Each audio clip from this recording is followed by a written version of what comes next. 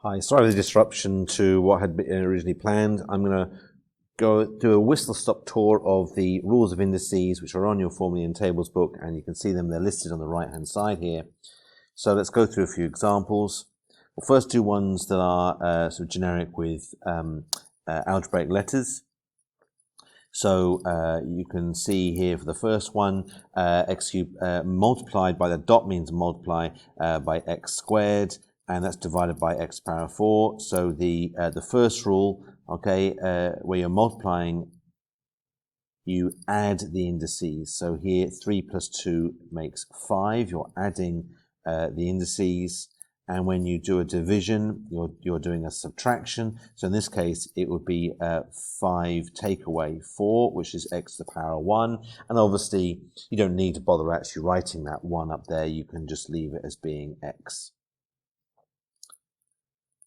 If you have what we call a nested powers, so we have brackets here with a power acting on the bracket, you have to remember that that power outside is going to act on every single item inside that inside this bracket. So the squaring is acting on the 3, so we get 3 squared, which is 9. The squared is acting on the k, which is k squared, and the square is acting on the p to the power of 4, and this is where the third rule comes in. You're multiplying those two powers. So the squared is multiplying the 4 as such, so you get p to the power of 8. And this question is also combining your understanding of the later rules here, where the power on the nesting. If you have an expression with a term with a power in a denominator, you need to remember that this can be written in index form. The 2 is just a multiplier, but we have k to the power of minus 3. We're using the fifth rule of indices. So the negative power is where you have a letter with a power in the denominator. And that 2 is just a multiplier at the front. It just stays there.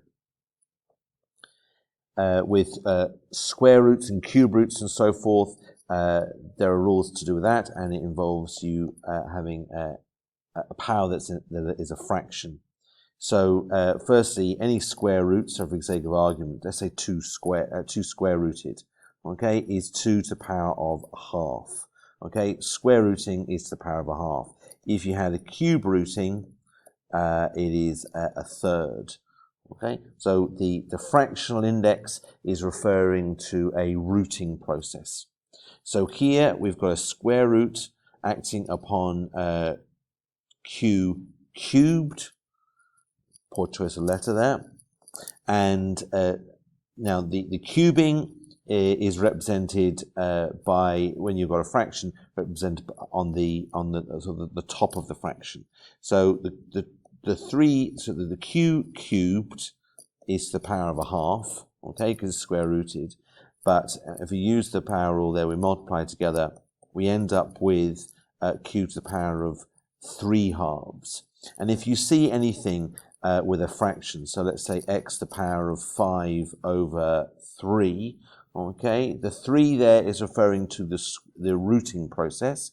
In this case, it would be a cube root. And the 5 that you see there is referring to, in essence, the standard idea of a power. So we can have x to the power of 5 inside that cube root.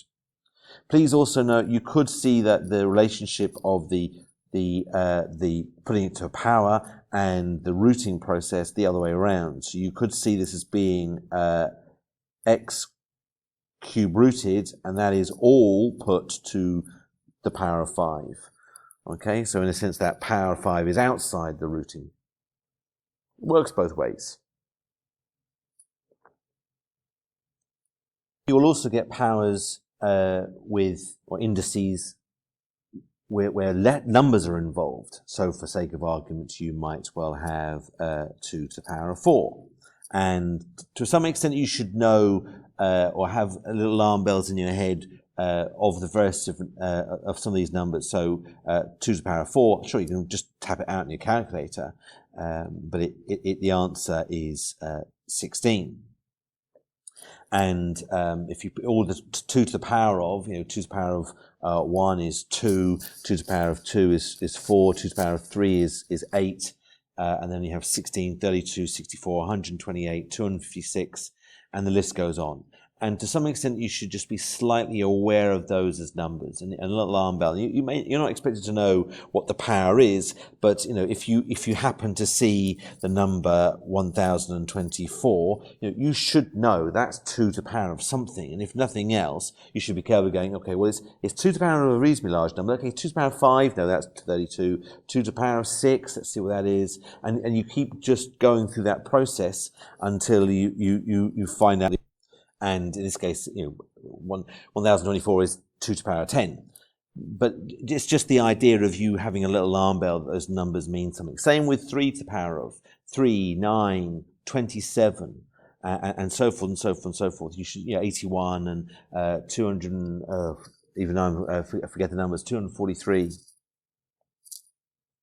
You should also try and remember the square numbers. So 1, 4, 9, 16, 25, 36, 49, all the way up to even 12 squared is 144, 13 squared is 169, 14 squared is 196, 15 squared is 225. You should sort of just know those numbers.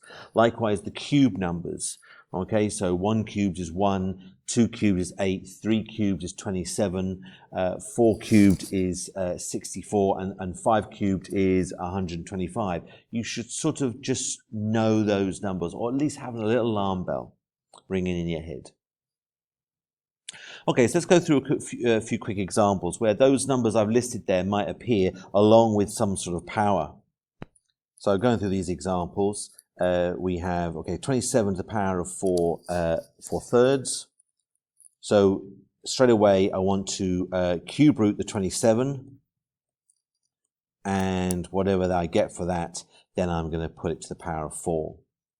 And it's better to do it that way than to say to yourself, well, I've got the cube root of 27 to the power of 4, because 27 to the power of 4, you're certainly going to be reaching for the calculator. You're not necessarily going to know that. Okay, but the first example, you should know that the cube root of 27 is 3. So basically what we're dealing here is 3 to the power of 4, which is 9 squared, which is 81. I haven't had to use a calculator for that. Okay, I just by knowing basic number sort of relationships, I'm able to get an answer to that.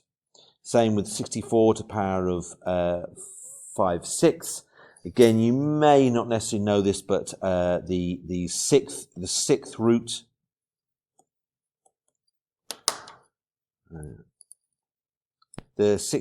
is sorry, my pen wasn't working there. Is 2. So the sixth root of 64 is going to be 2, and that's going to be all put to the power of 5. So it's basically 2 to the power of 5, which is 32. And the last one here, 64 to the power of minus 3 over 2. So we're dealing with the square root of 64. That's what that 2 is telling me. I want to put it to the power of 3, but actually I'm putting it to the power of minus 3. So firstly, this 64 square rooted is 8. So I'm basically wanting to put 8 to the power of minus 3. Now 8 cubed is 512. Okay, but this is a minus here, so it's going to be 1 over the, in a sense, the positive version of the index. So it's going to be, in this case, 1 over 512. If you have a fraction, so for sake of argument, say if we say 2/3, and we put that to the power of, 4, this should be a reasonably straightforward process. You're going to put to the power of 4 each, both the numerator and separately the denominator. So 2 to the power of 4 and separately 3 to the power of 4. So in this case, we get 16 over 81. Now, all you need to appreciate is these rules just going to be applied. You're picking away, basically, at whatever you're being given, and you're making it simpler and simpler and simpler as much as you can. You can use your calculator a little bit to help you when it's dealing with numbers. If it's letters, you really are relying solely upon your rules.